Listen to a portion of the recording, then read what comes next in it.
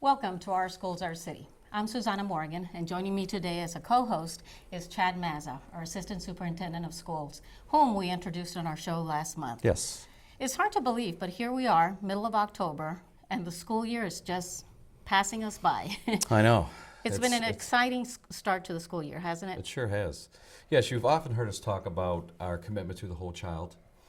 Supporting students' intellectual, social, and emotional growth are equally important in ensuring that we are helping students prepare for a lifetime of success.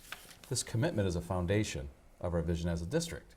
So today we will be talking a little bit about some of the ways in which we work toward this vision of meeting every student where they're at and creating an environment where they can become their best selves.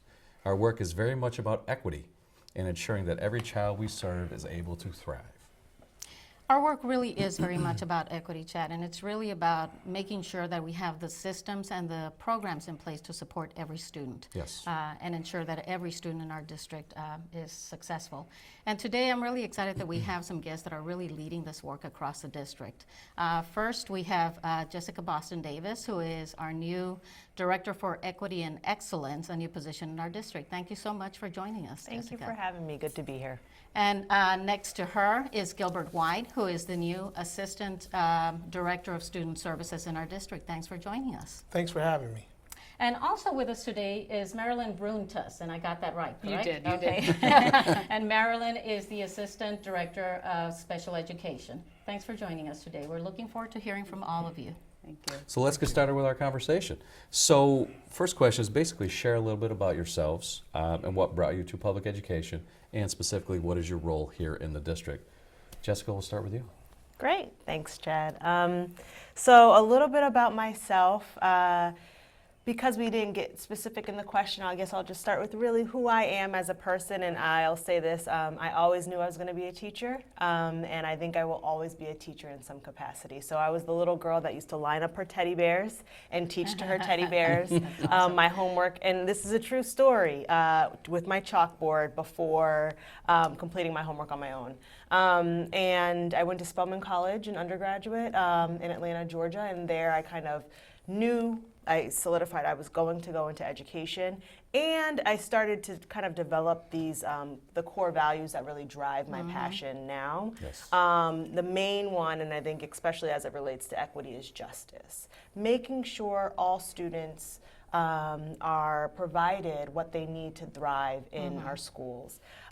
So the passion for teaching, this kind of core value of justice, and then my experiences working in Atlanta Public Schools, working in Brooklyn, New York, working in Newark, New Jersey, and now here in Somerville, kind of brought me here. That's great. Yeah, I don't know, what was the second part of that? I've Specifically, what is your role here? Oh yes, okay, so director, yeah, that's important. So the Director for Equity and Excellence, and this is a new role which is exciting because I get to kind of learn and be entrepreneurial in some sense, and Yep. that, you know, kind of along with many others, helping to kind of create a new role, and that's really exciting for me. But really, I think the core of the job, which seems like right now has a lot of different facets, Yep. but the core is exactly how you started, which is that we're making sure that students have, each individual student has what they need in order to thrive as a student and then beyond Right. in our community. And so what that looks like is partnering with people. What that looks like is listening and learning from students, from staff in all different roles, and from our community, and kind of working together to make the community as great as it can be. And I know that you're already deep into the work, and in a little bit we'll ask you to share a little bit about some of the projects that you're working on, some of the initial steps that you've taken. Great. Marilyn, can you share a little bit about your background and what brought you to education? Sure.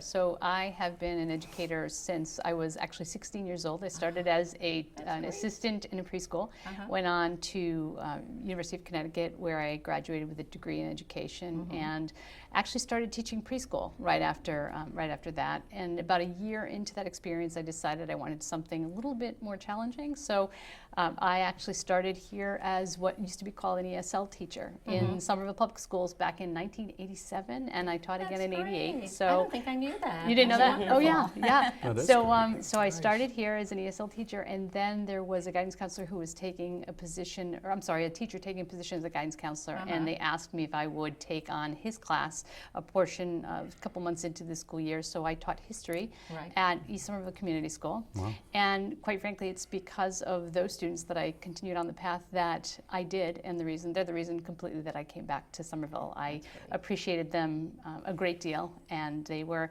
a challenge and a great challenge, and I built wonderful relationships with them. So that's why I came back. But in the interim, between the time I taught at East Somerville Community School and Powder House School at the time, I have gone on to do other things. I ran residential programs. I ran a group home, a 45-day assessment program. I was an assistant director of special education. I was a special education teacher for 10 years. I was the director of pupil services down in Sandwich Public Schools for a number of years before coming to Somerville this past year. That's wonderful. And it's been great to return. So I've got a lot of experience in special education, as well as a wide variety of grade levels to pull from. Great. So. And hopefully you're feeling like you're back home. I am. meant to be. It definitely, as I've said a number of times, 2 words, no regrets. I'm enjoying it immensely. So Good. thank you Great. for asking. Happy Yes. to have you here. Thank you. Gilbert. Well, let's see, where shall I start? Well, I'm a resident from Boston, but I had a very diverse background in terms I went to school in Concord Public Schools. I was a METCO student. And from there, I went on to an HBCU, Hampton University, down in southeastern Virginia. I never thought I'd be in education. I did not have a job after I graduated college. I was like, what am I going to do? So I had a friend who I worked with who said, why don't you come substitute at South Boston High School? And so that's where I got my start. And then I said, I kind of like this thing called education. From there, I taught for a little while, went to some administrative roles, kind of varied positions throughout the city of Boston. But I found my way to Somerville after realizing, kind of really putting it all together.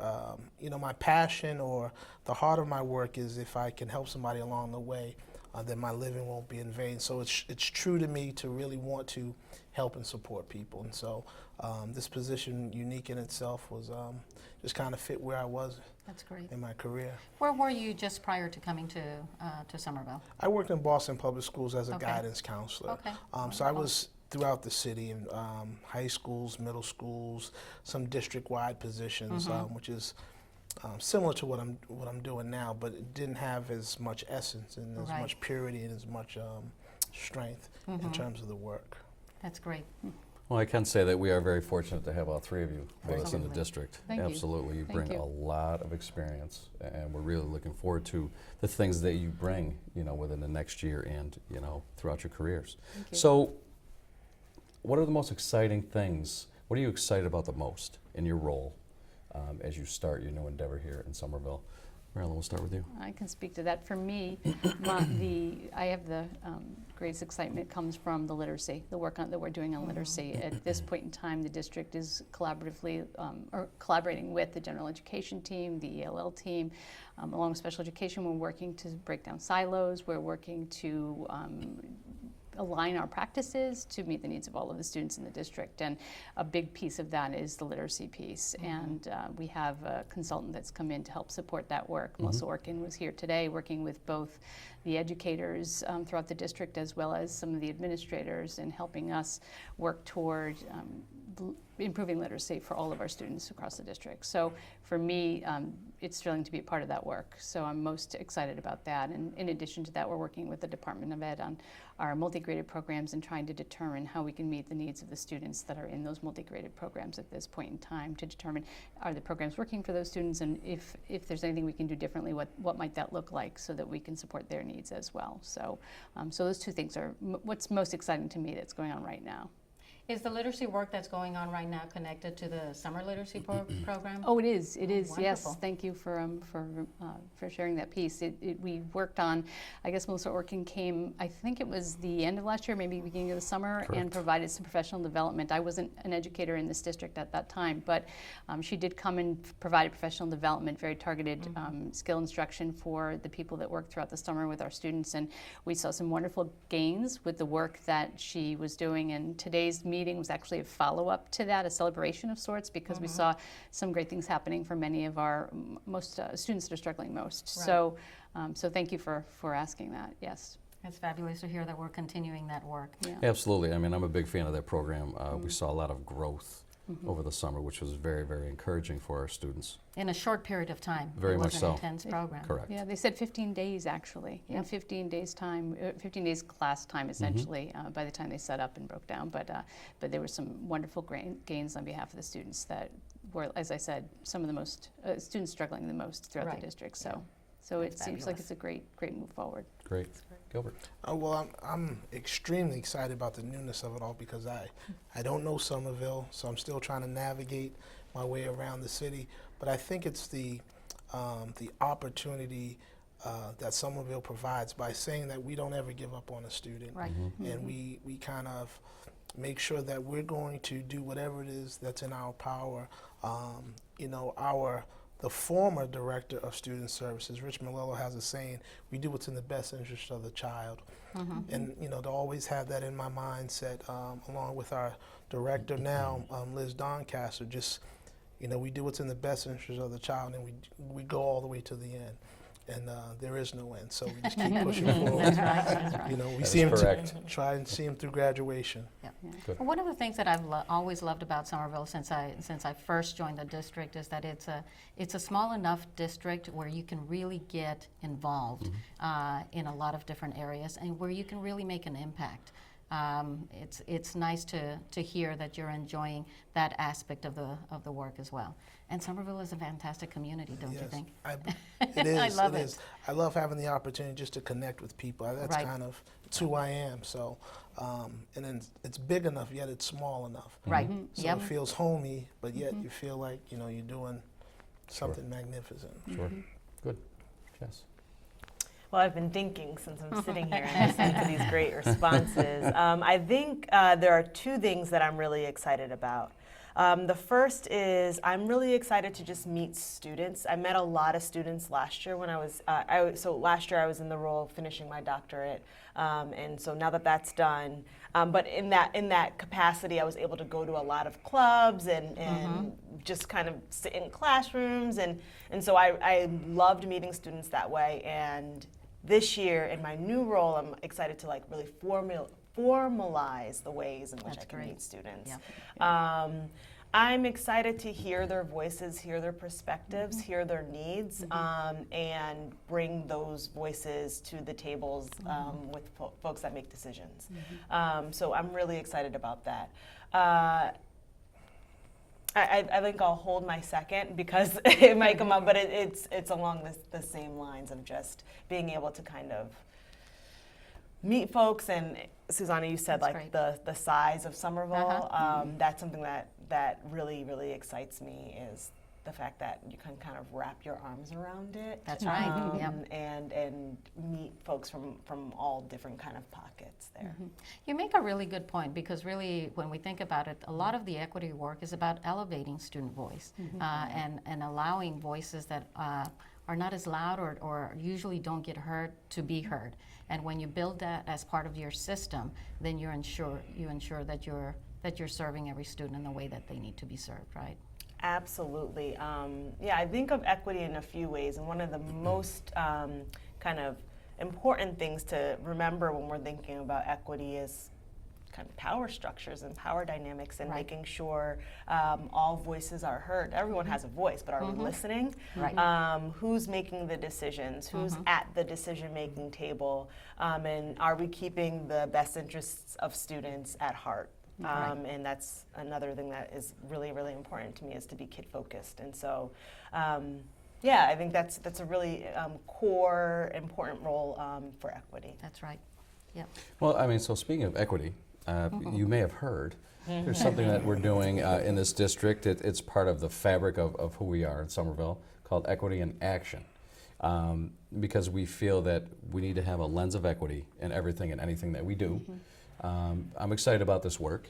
I know you are. Yep. And we've already begun, to put systems in place. So the question I have for you three is, what are one or two initiatives that you think will have a dramatic impact on students, and how does the equity work fit in to support that?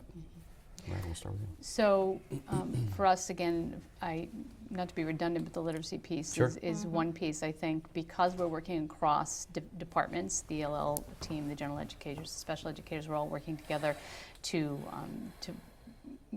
align our practices, I guess is the best way Right. to say it, to see what we could do to help all students to figure out what practices actually work for the students in our care, and to elevate those basic foundational skills. I think that's a piece that we're looking at. We're also looking at the data that we're looking at on an ongoing basis as a department for our work is to determine, are there any particular race disproportionately represented in terms of any disability category, or just in terms of how we're finding students eligible, what services are we providing them when we find them eligible. I think that's a big piece of what we're looking at. But I think in terms of, for me, again, I focus on the literacy again Sure. because it's been so prevalent in the work that we've been doing day to day. But that's what we're working toward in our department. And so, of course, I know that we're all thinking along those same lines in terms of disproportionality and racial representation and all of that. But I definitely think in terms of special ed, that's where our focus is, at eligibility and services. And I love how intentional we're being about really analyzing the data very deeply to understand where we are and to make sure that our practices are not perpetuating the inequalities. Sure. And so We were I'm glad talking you yesterday mentioned that. about breaking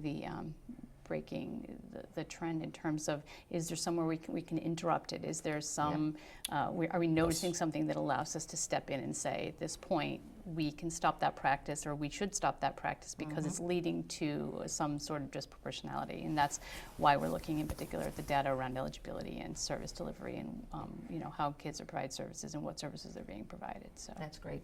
Excellent. Gilbert. With regard to sort of student services, we've been looking at our programming, some alternative ways. How do we capture those students who we can see who are falling off track, whether it be via attendance or discipline, and sort of really thinking about how do they get there, what can we do to bring them back, what can we do to reconnect them. And so when I think of equity, it's really just taking the time out to to really problem solve. We just don't say, well, this is the way it is, this is the demographics, this is where these students, or this is where these families are at, but really digging deeper to really finding out ways how we can support.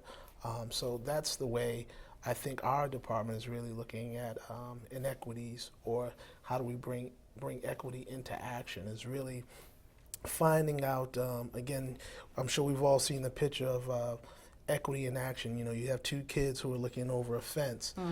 One's a tall student, one's a short student, and you give them the same equal box. Well, the taller kid obviously is going to be able to see over the fence. Yes. But we're looking to put more boxes on the shorter side so that they both can see over the fence. And so I enjoy that piece of it, and finally figuring out what those boxes look like. Great. You have the word equity in your title. Yep. So I think I'm thinking about all of these things very deeply, and excited to collaborate with what already is happening with the different departments. In terms of let me just pause. Even this conversation, I'm thinking, ooh, we're going to follow up about that because I had this conversation with this person, but we haven't talked. So, I want to follow up about that because I was thinking about this and talk to these folks. So there's a lot even in this room that really makes me excited, and I think it's great that we're all kind of focused on this as a district priority. That said, your question was around initiatives, and along the same lines that I was speaking about before when I'm thinking about both student voice and voice of the community and family. So I met a lot of wonderful parents really advocating, and family members really advocating for their children last year. I attended a couple of PTA meetings, I had a few meetings, and one in particular that really excites me is the work of a group called LPAC, so the English Learning Parent Advisory Council. And this is a group of parents who have learned English themselves and are teaching English language classes and kind of serving as a role to connect with schools, connect with principals, connect with families and make sure that the needs of all families are really met at school. And so I've really just been inspired by their work, and I'm excited to go to more meetings. And then in terms of students, I mean, I attended the Black Student Union meetings last year, which were it was just amazing to see students really organizing completely on their own, because you know, often we think like, oh well, we need to be an advisor as the adult in the room, and kids can really do it. And they, I mean, I was thinking, wow, I don't know if I was organizing like this when I was 16, but the kids can do it. And this was a diverse group of students who were meeting under the Black Student Union as the club, but they were really a diverse group that were coming together and advocating for things, systems and structures to change to better meet their needs. That is inspiring for me, and I just want to support that as much as I can. And so there are a few other student groups that I've recently been able to visit that I've also really enjoyed visiting. So some of the things that you also are doing is you're facilitating all the professional development for principals. That's right. As a lever right. within schools. That's right. You're attending ILT district leadership team meetings. That's right. You're an integral part of that, but you're also attending school leadership team meetings. That's right. So you basically woven yourself into the fabric of everything in this district in a short time, which I think is fantastic. Thank you. Yeah, and thank you. So I'm always thinking about, you know, the kids, but it is really, really great. So actually, Chad gave me the opportunity, so I really appreciate that. But I have been able to facilitate professional development for the principals. And that has been, we actually had, I think, a really great session yesterday. Yes. And that has been really great to put all the school leaders into a room and really think, how can we make this a collaborative community of practice in terms of advancing equity? So it's sharing, you know, things that we're doing well and sharing things that we're struggling with, and really, you know, coming to solutions together. And so those have been really great. Yeah. And I think you phrased that just perfectly, because as Chad mentioned, equity is in your title, but that doesn't mean that equity lies with one person. That's right. Your role is about embedding equity and throughout the community and building that community of practice that really has a lens of equity in the work that they do. Yes, thank you for saying that. Underscore, underline, underline, underline. I think similarly, as we think, say, students with special needs are, you know, everyone's student. Right. But it's so important that we have somebody kind of looking from a district perspective and making sure our students with special needs get the support, care, quality education that they deserve. And I think in the same vein, education is everyone's, equity in education is everyone's responsibility. That's right, Sure is. But it's important, I think, to make sure that somebody's looking very clearly down at it. That's great. So how do you leverage partners in supporting the work we're doing around our students? Well, from my perspective, I think we look at it from a needs-based perspective. So we want to see what are the students' needs, where does not necessarily the budget fall short, but where does our sort of work lie, and where we can pull in people from the outside. And so I'm excited about finding out what those opportunities are in the city, in Somerville, and the surrounding neighborhoods or surrounding cities, that we can leverage what they do best, where we sort of may fall short, and bring those things in to really support our students and our families. I think partnerships are the key, because they're only in school for 6 hours a day. Right. And they have a lot of other times, and so we need to build a full community around around students from all aspects, whether they're doing on the weekends, whether they're doing after school, if it's not centered around school. And so finding those those places and those peoples and those programs that provide that is very important. And I think one of the defining features of Somerville is that it is that kind of community where community embraces youth development as a core tenet, and really works to support our students. Yeah. And I think you'll find that as you become more familiar with the city. Looking forward to it. Yes.